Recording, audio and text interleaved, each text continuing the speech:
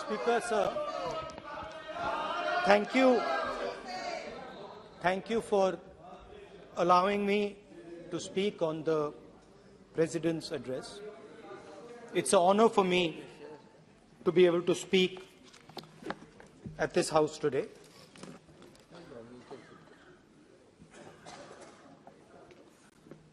जैसे आप सबको मालूम है, पिछले 4 महीनों में हम भारत जोड़ो यात्रा कन्याकुमारी से लेकर कश्मीर तक हम पैदल चले।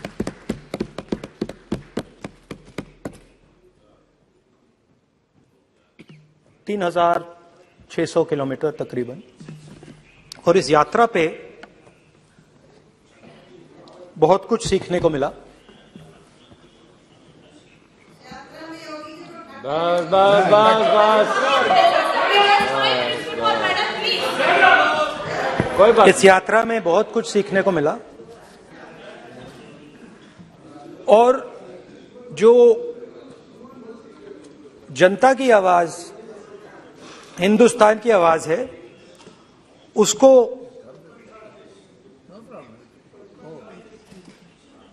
गहराई से सुनने का मौका मिला।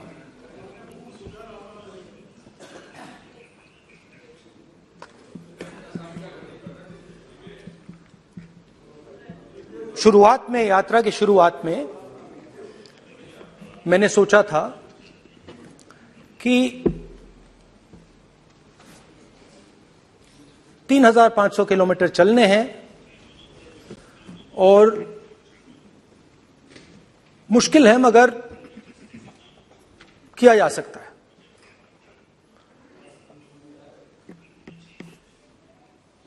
आप भी राजनेता हो, हम भी राजनेता हैं।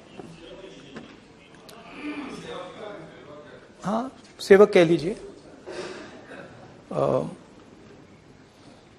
और नॉर्मली आजकल की राजनीति में जो हमारी पुराना ट्रेडिशन था पैदल चलने का, वो आजकल हम सब लोग, हम भी आप भी, उस ट्रेडिशन को शायद भूल गए या उसका हम पालन नहीं करते। मैं भी उसमें शामिल था, आप भी उसमें शामिल हैं। हम सब, कोई गाड़ी में जाता है, कोई हवाई जहाज में जाता है, कोई हेलीकॉप्टर में जाता है, मगर पैदल कम चलते हैं। ठीक है, ठीक है। और जब पैदल चला जाता है, हाँ पैदल जाएंगे, सब जगह पैदल जाएंगे, घबराइए मत। तो जब पैदल चला जाता है,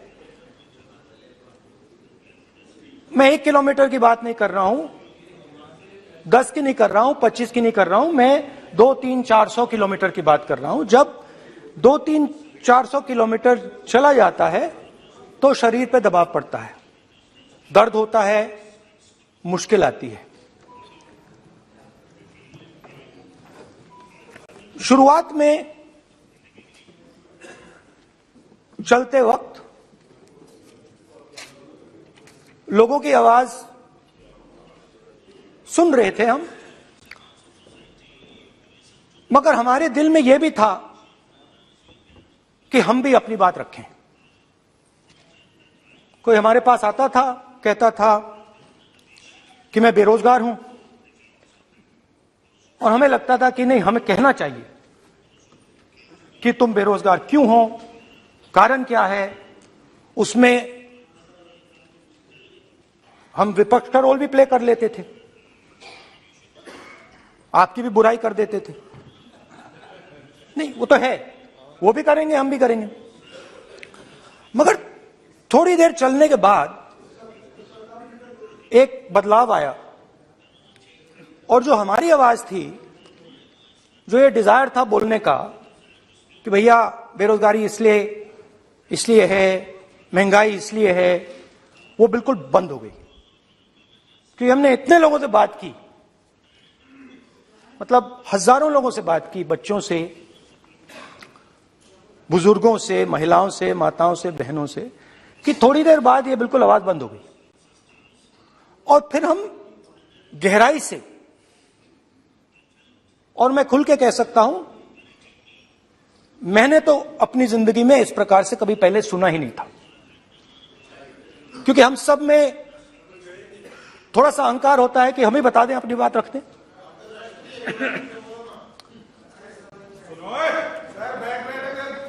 तो आस्ते आस्ते जब हम चले 500-600 किलोमीटर बाद, जनता की आवाज गहराई से सुनाई देने लगी। और एक प्रकार से यात्रा, इंडिविजुअल्स नहीं, यात्रा हमसे बोलने लगी। नहीं, गहरी बात है, समझ नहीं आएगा। आप समझने की कोशिश करो। यात्रा हमसे बोलने लगी। 200 किलोमीटर आप चलने की कोशिश करिए, पता चल जाएगा। और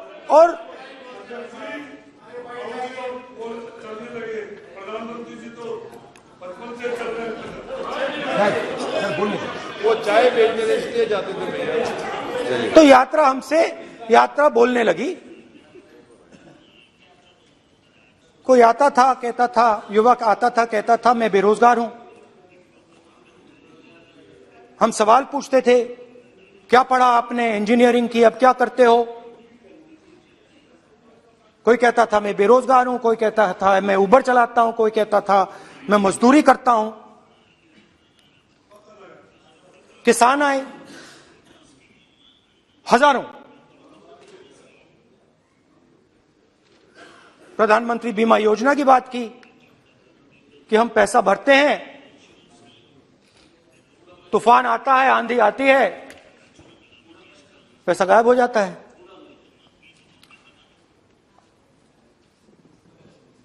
किसानों ने यह भी कहा कि हमारी जमीन छीन ली जाती है, हमें सही रेट नहीं मिलता। जमीन अधिग्रहण बिल जो था वो लागू नहीं होता। आदिवासियों ने कहा, वनवासियों ने नहीं, आदिवासियों ने, कि जो ट्राइबल बिल में हमें दिया जाता था वो आज छीना जा रहा है। तो बहुत सारी चीजें हमको सुनने को मिली। मगर मेन थ्रस्ट, अगर मैं कहूं, मेन थ्रस्ट बेरोजगारी, महंगाई और किसान। उसमें एमएसपी थी, उसमें बीज की समस्या थी, किसान बिल की समस्या थी। अच्छा, अग्निवीर की भी बात की लोगों ने। आपने अभी बोला कि अग्निवीर देश को फायदा पहुंचाएगा। मगर हिंदुस्तान का युवा जो 4 बजे दौड़ता है, आर्मी में भर्ती होने के लिए दौड़ता है, वो आपकी बात से सहमत नहीं है। उनने हमसे कहा कि पहले हमें 15 साल की सर्विस मिलती थी, पेंशन मिलती थी, अब 4 साल के बाद हमें निकाल दिया जाएगा, कुछ नहीं मिलेगा, पेंशन नहीं मिलेगी। सीनियर ऑफिसर्स ने कहा कि हमें तो लगता है कि ये जो अग्निवीर योजना है ये आर्मी के अंदर से नहीं आई, ये कहीं और से आई है, ये आरएसएस से आई है, होम मिनिस्ट्री से आई है। ये सीनियर आर्मी के लोगों ने कहा है, मैं नहीं कह रहा हूं, कि हमें लगता है कि ये आर्मी के ऊपर ये योजना थोपी गई है और ये आर्मी को कमजोर करेगी। आर्मी के जनरल्स ने हमें कहा, जो रिटायर्ड हैं, उन्होंने हमें कहा, राहुल जी, हजारों लोगों को हम हथियार की ट्रेनिंग दे रहे हैं और फिर थोड़ी देर बाद उनको समाज में डाल रहे हैं। बेरोजगारी है, समाज में हिंसा बढ़ेगी।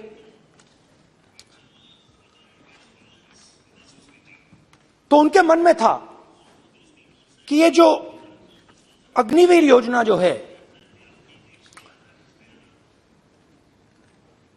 ये आर्मी के अंदर से नहीं आई है। और मुझे नाम भी बताया कि अजीत डोभाल जी ने ये योजना आर्मी पे थोपी है। क्यों नहीं ले सकते? क्यों नहीं ले सकते? बिल्कुल ले सकते हैं, पार्लियामेंट में थोड़ी है वो। क्यों नहीं ले क्यों नहीं ले सकते? क्या बात कर रहे हैं? सर ये तर्क है, बाद में फिर अडानी के लिए भी यही बोलने वाले हैं, फिर ये तर्क है इनका। तो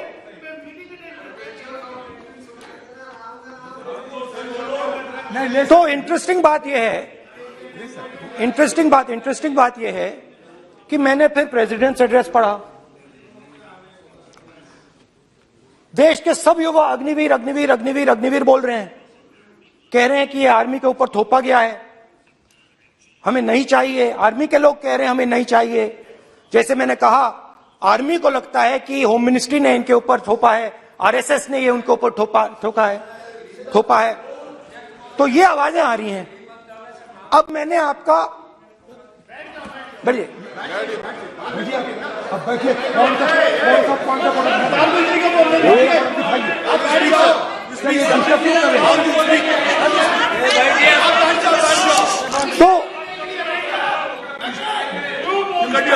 तो एक फर्क, ये थोड़ा पानी ले आओगे मैंने पानी। तो मुझे एक फर्क दिखा प्रेसिडेंट्स एड्रेस में बहुत सारी चीजें बोली गई। अग्निवीर के लिए एक लाइन थी, एक शब्द, एक बार अग्निवीर शब्द का प्रयोग किया गया, और वो भी अग्निवीर योजना हमने दी। उससे ज्यादा कुछ नहीं बोला। कहां से आई, कौन लाया, किसको फायदा होगा, ये नहीं बोला। बेरोजगारी शब्द ही नहीं था उसमें। आपने देखा होगा, बेरोजगारी शब्द ही नहीं था प्रेसिडेंट एड्रेस में। महंगाई शब्द ही नहीं था। तो जो यात्रा में हमें सुनने को मिला, अग्निवीर, महंगाई, किसान, बेरोजगारी, प्रेसिडेंट एड्रेस में था ही नहीं। तो ये मुझे थोड़ा अजीब लगा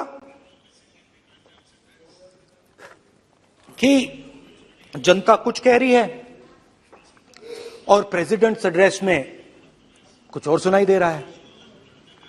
अच्छा, एक और चीज हमें बताई गई। तमिलनाडु से लेकर केरला, महाराष्ट्र, मध्य प्रदेश, सब जगह एक नाम सब जगह हमें सुनने को मिला, अदानी। यह नाम पूरे हिंदुस्तान में, केरल में, तमिलनाडु में, महाराष्ट्र, कर्नाटका, हिमाचल, कश्मीर, सब जगह अदानी अदानी अदानी अदानी अदानी।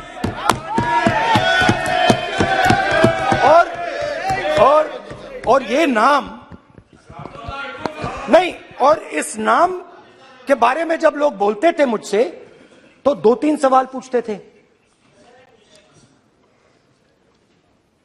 ये पूछते थे कि ये जो अदानी जी हैं, ये किसी भी बिजनेस में घुस जाता है, ये सफलता प्राप्त कर जाता है, ये कभी फेल नहीं होता। और युवाओं ने मुझसे यह सवाल पूछा कि भाई ये हो क्या रहा है, हम भी सीखना चाहते हैं। मोदी जी ने कहा स्टार्टअप करो, हम भी अदानी जी जैसे बनना चाहते हैं। तो भैया किसी भी बिजनेस में घुस जाओ और एकदम सक्सेस हो जाए। यह पहला सवाल था। दूसरा सवाल था कि ये अदानी जी हैं, ये किसी भी बिजनेस में घुस जाते हैं। पहले ये 1-2 बिजनेस करते थे, अब ये 8-10 सेक्टर्स में काम करते हैं। Airports, data centres, cement, solar energy, wind energy, aerospace and defence, consumer finance, renewables, media. तो उन्होंने मुझसे पूछा कि राहुल जी, हाँ वेट करो, बेटे पहले अडवाणी के आपने नाम लिया। हाँ, धन्यवाद। पोर्ट्स की बात भी थी, पोर्ट्स की बात भी थी। ये भी सवाल पूछा, ये भी पूछा कि भैया एक बात बताइए, राहुल जी बताइए हमें कि अदानी जी का जो नेटवर्थ है वो 3 साल के अंदर, नहीं सॉरी 2014 से लेकर 2022 तक ये $8 बिलियन से $140 बिलियन कैसे हो गया? कैसे हुआ? मोदी कैसे? मोदी है तो मुमकिन है। ये 2014 में अगर आप दुनिया की, मुस्कुरा रहे हैं आप, बीजेपी में है ना आप, तो ये लिस्ट आती है, एक लिस्ट आती है दुनिया के सबसे अमीर लोगों की। इस पे ये 609 नंबर पे थे 14 में, 609 पीछे बिल्कुल। पता नहीं जादू हुआ, दूसरे नंबर पे पहुंच गए। मोदी है तो मुमकिन है। तो मुझसे पूछा यार, बहुत सारे लोगों ने पूछा कि भैया राहुल जी बताइए, हिमाचल में सेब की बात होती है अदानी जी, कश्मीर में सेब की बात होती है अदानी जी, पोर्ट्स की बात होती है अदानी जी, एयरपोर्ट्स की बात होती है अदानी जी, इंफ्रास्ट्रक्चर, अच्छा हम सड़क पे चल रहे हैं, मैं पूछूं किसने बनाई? अदानी जी। तो लोगों ने यह भी पूछा कि राहुल जी ये जो अदानी जी जो हैं, इनकी सफलता कैसे हुई? ये इतने बिजनेसेस में कैसे घुस गए? इतनी सफलता कैसे प्राप्त हुई? और सबसे जरूरी सवाल, इनका हिंदुस्तान के प्रधानमंत्री के साथ क्या रिश्ता है और कैसा रिश्ता है? देश जानना चाहता है, तो देश जानना चाहता है। ये देखिए रिश्ता, ये देख लीजिए प्लीज पोस्टर माननीय सदस्य, पब्लिक में सर, माननीय सदस्य देख पोस्टर लीजिए। नहीं, प्लीज पोस्टर नहीं। पोस्टर नहीं है सर। देखिए आप बैठिए, एक मिनट बैठिए। आप पोस्टरबाजी करेंगे तो इधर नहीं, सर। कहेंगे राजस्थान के मुख्यमंत्री का पोस्टर चिपकाएंगे। पोस्टरबाजी के लिए सदन नहीं है। आप बात सर। करें, पोस्टरबाजी नहीं। Speaker sir. आप वरिष्ठ सदस्य हैं, स्पीकर सर। तो पोस्टरबाजी उचित नहीं है। स्पीकर सर, पोस्टरबाजी उचित स्पीकर नहीं है, सर। प्लीज। राजस्थान के मुख्यमंत्री, ये सच्चाई है। This picture was came into the media. चलिए, पोस्टर नहीं, प्लीज। वो लिख दे दो मुझे। हाँ आइए, जस्ट राइट इट नीटली। तो नहीं स्पीकर सर, वो फोटो है सर, वो पोस्टर नहीं है। आप वरिष्ठ सदस्य हैं, प्राइम मिनिस्टर की पोस्टर और फोटो है फोटो सर, उसमें नियम में बहुत नहीं है। उनका अच्छा सदन चेहरा ने दिख रहा नियम है। बनाया है। उनके वहां पे, उनके पीछे अदानी का लोगो है, अदानी जी के हवाई जहाज में घुस रहे हैं। तो मैंने सोचा कि आज के प्रेसिडेंट्स एड्रेस में मैं थोड़ा जो नरेंद्र मोदी जी का और अदानी जी का रिश्ता है उसके बारे में आपको थोड़ा बता देता हूं। प्लीज प्लीज बताइए। तो वो आप बता देना।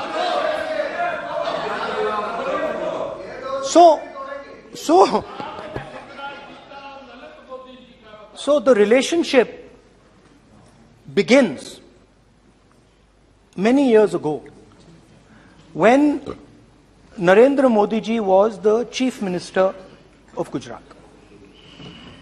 And when most of India's business was asking questions of the Prime Minister, was against the Prime Minister, one man stood shoulder to shoulder with the Prime Minister. He didn't back down. That's commendable. It's not a joke. He was loyal to the Prime Minister. And what did he do? He helped Mr. Modi construct the idea of resurgent Gujarat. Right? The idea that you bring these businessmen together, and you call it resurgent Gujarat, vibrant Gujarat, they're both. And he was the backbone in setting up that group of people. Okay? And the result of that was tremendous growth of his businesses in Gujarat. Expansion of his businesses. I think then the real magic starts. जब प्रधानमंत्री जी दिल्ली आते हैं और 2014 में असली जादू शुरू होता है। मैंने कहा कि 2014 में वो 609 नंबर पे थे, कुछ ही सालों में वो दूसरे नंबर पे पहुंच गए। कैसे पहुंचे? मैं आपको, बहुत सारी इंडस्ट्रीज में काम करते हैं, मैं आपको 2-3 इंडस्ट्रीज का उदाहरण दे देता हूं। एयरपोर्ट इंडस्ट्री की बात, एयरपोर्ट्स की बात करते हैं।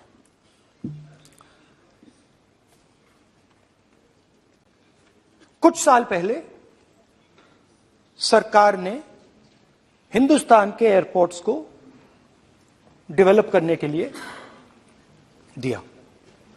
नियम था, there was a rule that anybody who does not have prior experience in airports cannot be involved in development of these airports. नहीं, गलत नहीं बोल रहा हूं।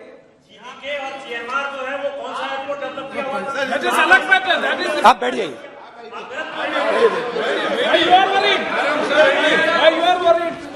अडानी के डिफेंस में आ गए सर। देखिए, अरे माननीय सदस्य प्लीज मेरी बात सुनो। तो 1 मिनट मेरी बात सुनो। ये एक मिनट बात सुनेंगे। ये संसद है, अपन किस दिशा पर चर्चा कर रहे हैं ये देश देख रहा है। हमें राष्ट्रपति अभिभाषण पर चर्चा करें तो उचित रहे, बाकी आपकी इच्छा है, स्वतंत्र अभिव्यक्ति है। मेरा मानना ये तो अपन एक विषय पर ओके, तो आपको तो रूल था, नियम था। हाँ, पॉइंट ऑफ ऑर्डर किस पे है ये? सर कैसे एयरपोर्ट का प्राइवेटाइजेशन तो उनके समय हुआ, ऐसी कोई पार्टी थी जिसका अनुभव था? ये कौन सी बात कर रहे हैं? बोलिए। ओके प्लीज ओके, बोलने दे आपको नेता को, तो बोलने दे आपको नेता को। रूल था, प्लीज बोलने दे। रूल था कि अगर कोई एयरपोर्ट बिजनेस में नहीं था तो वो इन एयरपोर्ट्स को ले नहीं सकता था। इस रूल को हिंदुस्तान की सरकार ने बदला। किसी ने भी बनाया हो, रूल था। किसी ने भी बनाया हो, रूल था। रूल बनाया किसने बात नहीं है, रूल बदला किसने बात है। रूल बदला गया। किसने किया है?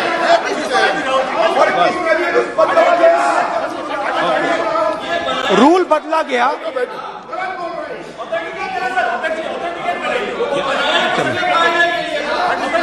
सर, पार्लियामेंट्री अफेयर्स चलता रहेगा क्या सर? आप पार्लियामेंट्री अफेयर्स मिनिस्टर से रूल को बदला गया।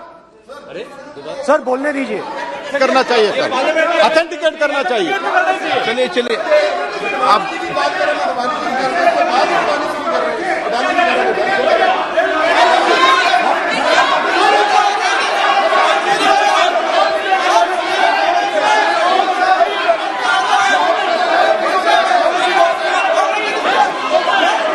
रूल बदला गया सर, ठीक है सर।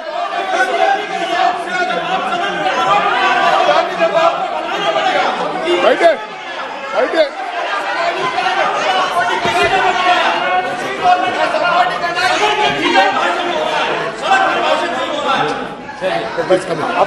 तो ये रूल बदला गया। उस समय मीडिया में इसके बारे में चर्चा हुई थी। रूल बदला गया और अदानी जी को 6 एयरपोर्ट्स दिए गए। उसके बाद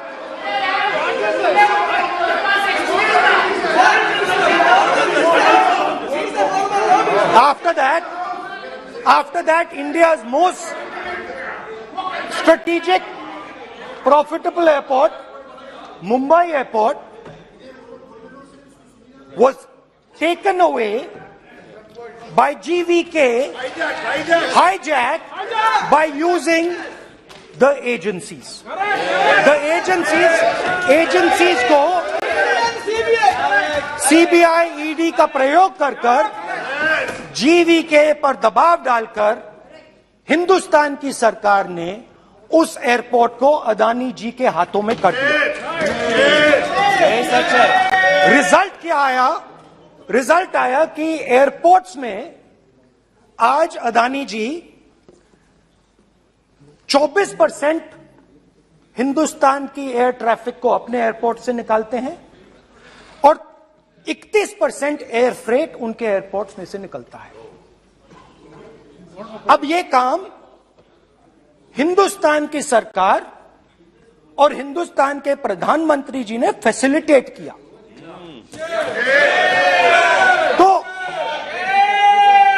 बताइए, बोलिए वित्त मंत्री, विधि मंत्री। और ये जो सर ये हाउस में सर ये बोल रहे हैं, तुम तो ज्ञान बांट रहे हो, बैठ जाओ।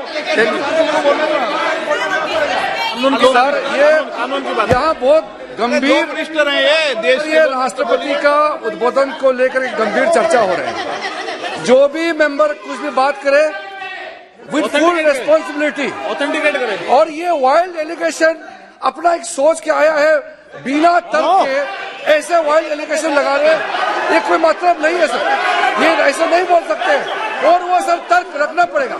अगर एलिगेशन लगा रहे हैं तो आपको पूरा डॉक्यूमेंट प्रूफ के साथ आपको रखना पड़ेगा। दे देंगे आप ऐसे बातें नहीं दे देंगे और ये गंभीरता को समझिए। ये डॉक्यूमेंट्री प्रूफ दे देंगे। अब आपने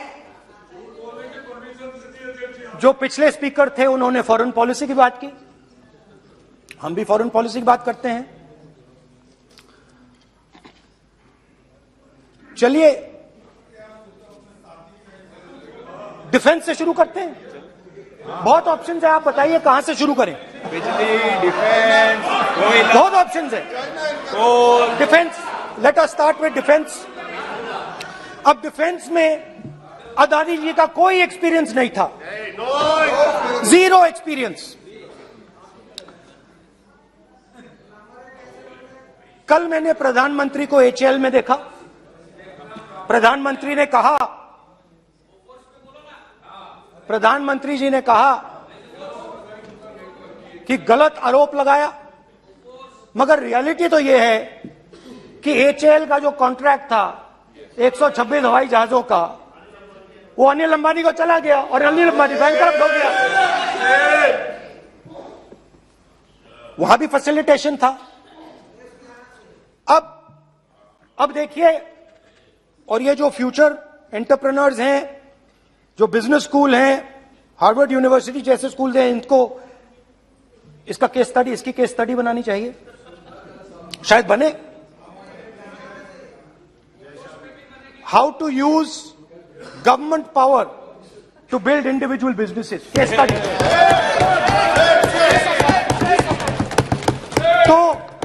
तो अब देखिए, अदानी जी की डिफेंस में इंटरेस्ट देखिए।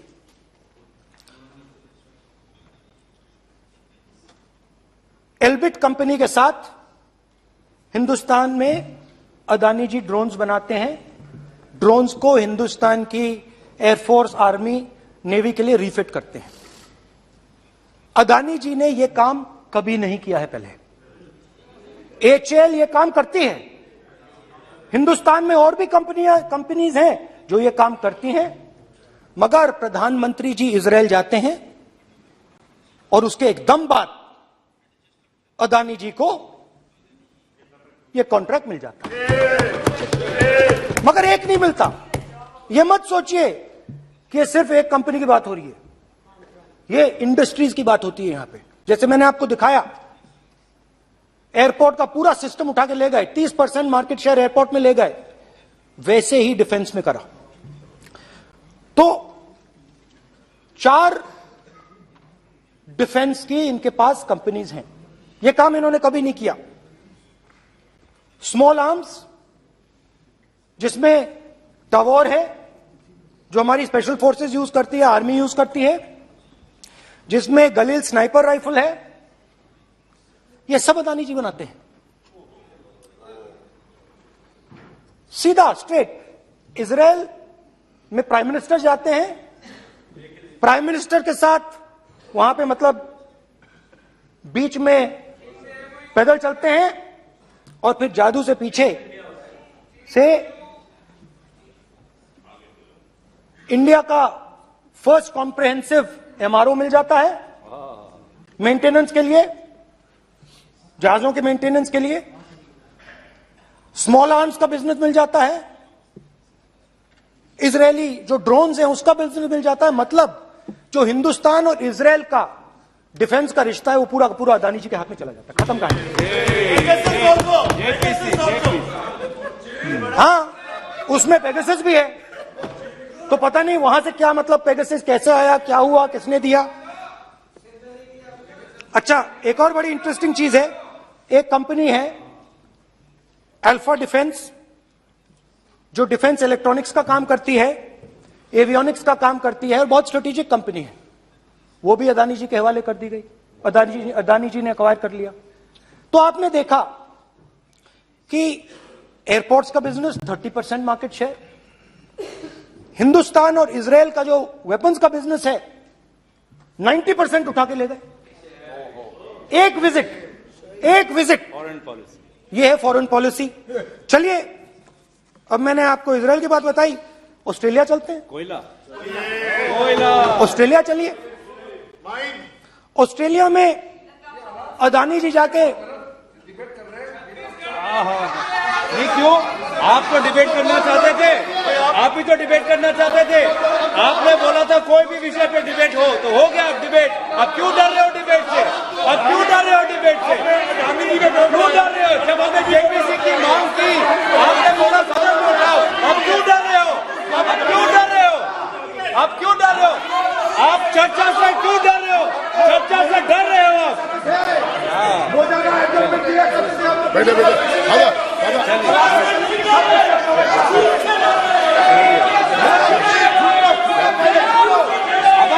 अब सुनना पड़ेगा, अब सुनना पड़ेगा, अब सुनना पड़ेगा। ऑस्ट्रेलिया जाते हैं, प्रधानमंत्री ऑस्ट्रेलिया जाते हैं,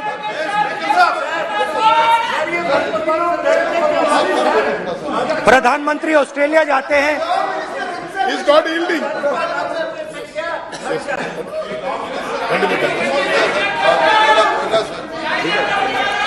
ऑस्ट्रेलिया जाते हैं, कैब नंबर बताएं। 369। Not allowed.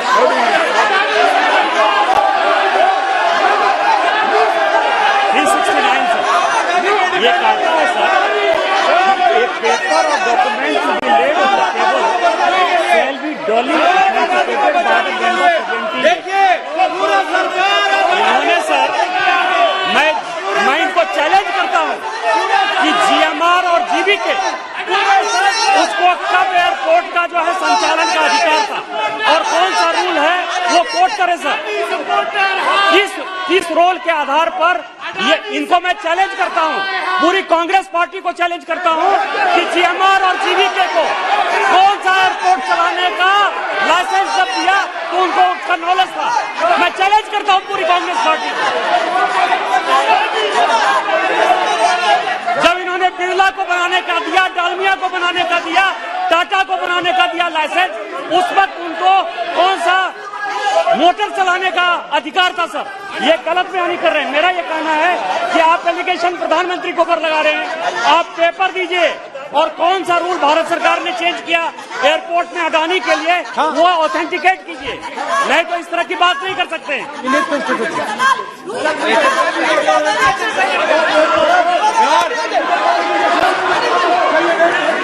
करना पड़ेगा, ऑथेंटिकेट करना पड़ेगा। राहुल गांधी जी, आपको ऑथेंटिकेट करना पड़ेगा। आप ऐसा नहीं बोल सकते हवा में, आप हवा में बोल रहे हो और प्रधानमंत्री जी पे आरोप लगा रहे हो। आपको ऑथेंटिकेट करना ही पड़ेगा। आप ऐसे ही बोल रहे हो कि जीएमआर का जीवीके के समय रूल था, कहा था रूल, कोई रूल नहीं था। आपको यह तो ऑथेंटिकेट और ऑथेंटिकेट करके ही रखना पड़ेगा आपको। पहले रखिए और उसके बाद आगे बात करने देंगे, नहीं तो माफी मांगिए देश से। आप प्रधानमंत्री जी पर आरोप लगा रहे हैं, सर बोलने दीजिए। अनाप शनाप आरोप लगा रहे हैं, बिना किसी डॉक्यूमेंट के आरोप लगा रहे हैं प्रधानमंत्री जी पे। रूल 353 सर, रूल 353 किया है sir, no allegation of defamatory और incriminatory nature shall be made unless you have given notice.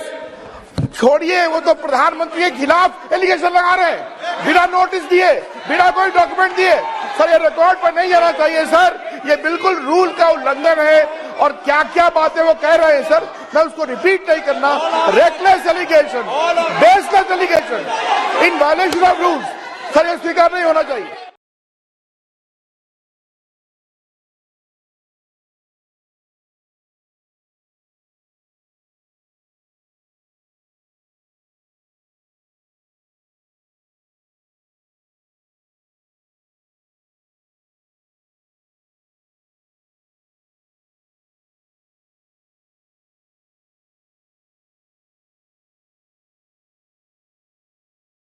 विषय पर सारी राष्ट्रपति की चर्चा लगाई, ये उचित है क्या? फिर आपको बोलना बोले नहीं स्पीकर, गलत तरीका है।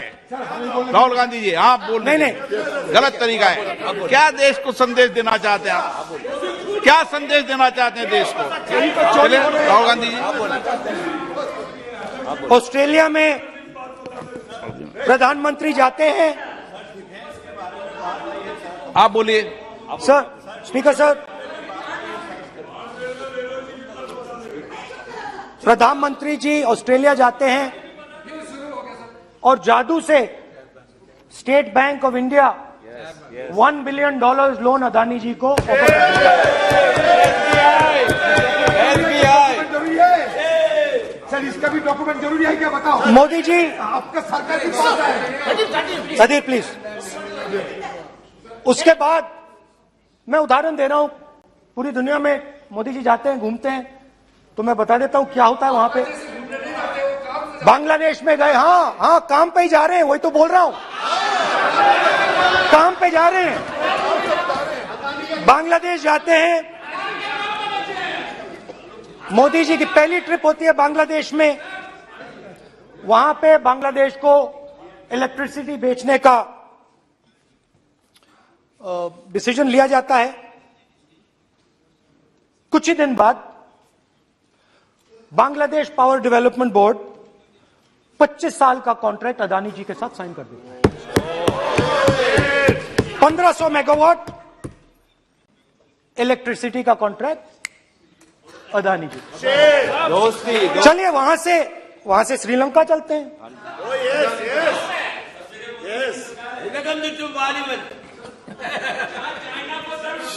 जून 2022 में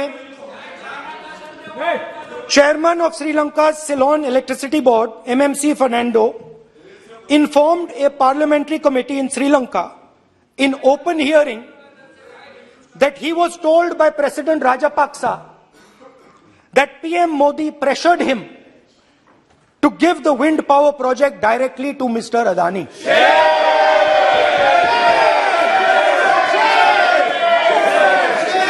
मतलब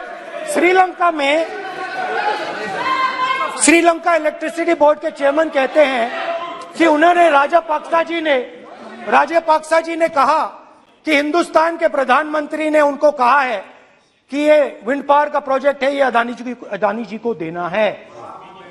तो ये रही आपकी फॉरेन पॉलिसी।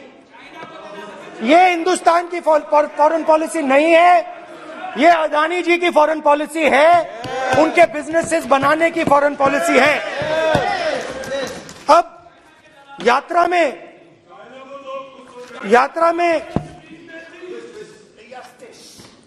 में मुझसे 2-3 और सवाल पूछे गए। यात्रा में लोगों ने मुझसे पूछा, राहुल जी ये जो LIC कंपनी है इसका पैसा अदानी जी की मदद करने के लिए क्यों डाला जा रहा है? उन्होंने यह भी पूछा कि अदानी जी के जो शेयर्स हैं बड़े वोलेटाइल हैं, उसमें LIC का पैसा क्यों डाला जा रहा है? तो मेरा कहना है कि एक सेकंड, मेरा कहना है कि अदानी जी की मदद प्रधानमंत्री जी और हिंदुस्तान की सरकार कैसे करती है? हजारों करोड़ रुपए हिंदुस्तान के public sector banks Adani ji को मिलता है। 27,000 करोड़ रुपए SBI, PNB 7,000 crore, bank of Baroda 5,500 crore, ये मैं लिस्ट चलती जाएगी। LIC का एक्सपोजर 36,000 करोड़ रुपए, 3 crore SBI and other PSU bank holders. So money is going to Mr. Adani and to finance.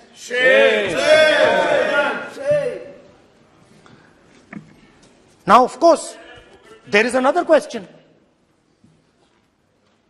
तो मदद कैसे हो रही है? हिंदुस्तान के पब्लिक सेक्टर बैंक्स का पैसा, LIC का पैसा नरेंद्र मोदी जी, अदानी जी को दिया जा रहा है। अगर कोई सामने खड़ा हो जाता है, जैसे जीवी के लोग खड़े हुए, ED, CBI एजेंसीज आ जाती है, उनको परे कर देती हैं। तेलंगाना में भी एक पोर्ट का उदाहरण था, मगर मेन सवाल और सबसे इंटरेस्टिंग सवाल दूसरा है। कुछ दिन पहले ये हिंडनबर्ग रिपोर्ट आई, उसमें लिखा था कि अदानी जी की हिंदुस्तान के बाहर शेल कंपनीज हैं। ये जो शेल कंपनीज हैं, सबसे पहला सवाल है, ये हैं किसकी? ये किसकी है मॉरिशस में जो शेल कंपनीज हैं? और ये जो हजारों करोड़ रुपया ये शेल कंपनीज हिंदुस्तान में भेज रही हैं, ये किसका पैसा है? और क्या ये काम अदानी जी फ्री में कर रहे हैं? अब मैं ये सवाल क्यों पूछ रहा हूं? क्योंकि अदानी जी स्ट्रेटेजिक बिजनेसेस में काम करते हैं। अदानी जी हिंदुस्तान के पोर्ट्स को डोमिनेट करते हैं, अदानी जी हिंदुस्तान के एयरपोर्ट्स को डोमिनेट करते हैं, और जैसे मैंने कहा, अदानी जी हिंदुस्तान की डिफेंस इंडस्ट्री में बहुत जरूरी रोल प्ले करते हैं। तो मेरा पहला एक छोटा सा सवाल है कि जो शेल कंपनीज हैं, इनके बारे में हिंदुस्तान की सरकार ने कोई सवाल नहीं उठाए? ये कौन लोग हैं, ये किनकी कंपनीज हैं? ये स्ट्रेटेजिक मामला है, पोर्ट्स का मामला है, एयरपोर्ट्स का मामला है, डिफेंस का मामला है, और जो कंपनी इन स्ट्रेटेजिक एरियाज में काम कर रही है उनके बारे में आपको मालूम ही नहीं। ये नेशनल सिक्योरिटी का मुद्दा है, आपको मालूम ही नहीं कि ये शेल कंपनीज किसकी हैं, कितना पैसा आ रहा है, किसका पैसा आ रहा है। तो एक बहुत बड़ा सवाल है, ये पैसा किसका है, ये शेल कंपनीज किसकी हैं, और ये हिंदुस्तान की सरकार की जिम्मेदारी है ये पता लगाना ये किसकी शेल कंपनीज हैं और ये किसका पैसा अंदर आ रहा है। JPC,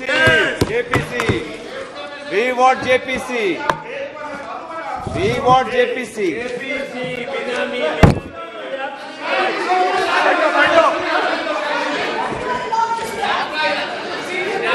अच्छा, अच्छा अब चलिए छोटा सा बजट के बारे में बता देता हूं। 2022 में अदानी जी अनाउंस करते हैं कि वो $50 बिलियन इन्वेस्ट करेंगे to build the world's largest green hydrogen ecosystem.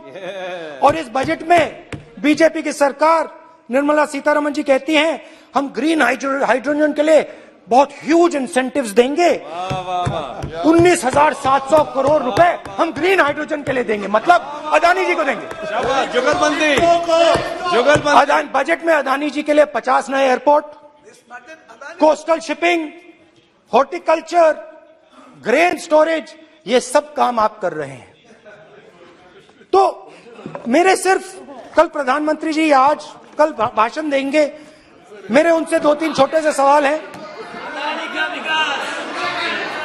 मेरा प्रधानमंत्री जी से 2-3 सवाल हैं।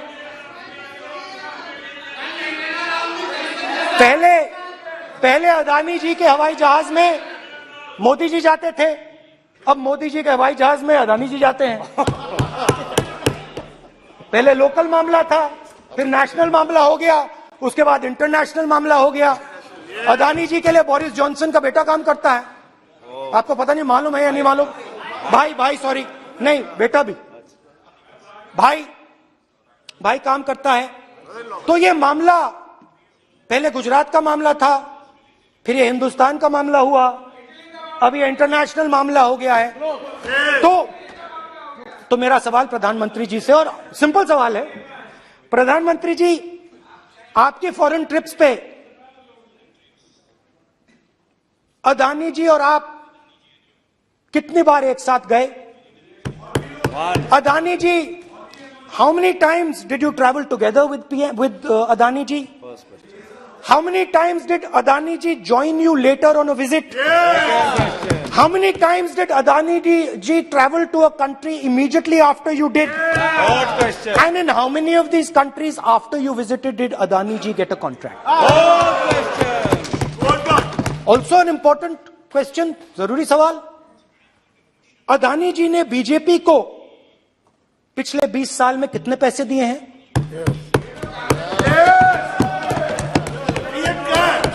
इलेक्टोरल बॉन्ड्स में कितना पैसा दिया है?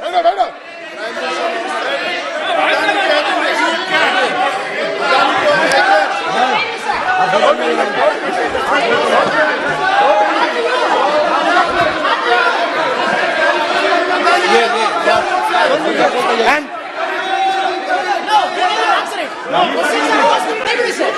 question the post to Prime Minister, please. Sir, खत्म करने दीजिए सर। कंक्लूडिंग और बहुत सुंदर तरीके से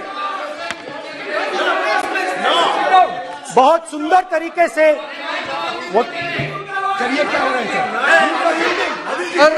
मैं सिर्फ इतना कहना चाहता हूं, राहुल जी अभी आप सीनियर एमपी हो गए हैं, आप एक सीनियर एमपी हो चुके हैं। हम लोग एक्सपेक्ट करते हैं कि इस सदन का सदस्य होने के नाते जो भी बातें आप करेंगे गंभीरता से आप बात करेंगे। बाहर आप जो भी भाषण देते हैं हम लोग उसको रोक नहीं सकते हैं। इस सदन के अंदर में जो भी बात कही जाती है पूरा गंभीरता के साथ, प्रमाण के साथ कहे जाना चाहिए, ये परंपरा है। और राहुल जी ने कहा कि प्रधानमंत्री विदेश घूमने जाते हैं, तो मैंने आज वो जो युवाओं ने मुझसे सवाल पूछा था कि अदानी जी की इतनी बिजनेस एक्यूमेंट कहां से आई, इतने अलग अलग सेक्टर्स में अदानी जी ने कैसे सक्सेस प्राप्त की, अदानी जी के बारे में पूरी दुनिया को स्टडी करनी चाहिए, हार्वर्ड यूनिवर्सिटी को स्टडी करनी चाहिए कि पॉलिटिक्स के बीच में और बिजनेस के बीच में कैसा रिश्ता होता है। India is a case study and prime minister Narendra Modi should be given a gold medal in this. Now बहुत अच्छी तरह बीजेपी के जो पिछले स्पीकर थे उन्होंने मेरे भाषण को इंकैप्सुलेट किया मेरे लिए। बहुत अच्छी तरह आपने जो मैं सोच रहा था आपने उससे और भी अच्छी तरीके से बोल दिया। Coming together is a beginning, Adani और keeping together is progress, working together is success. Adani ji and Narendra Modi ji, thank you.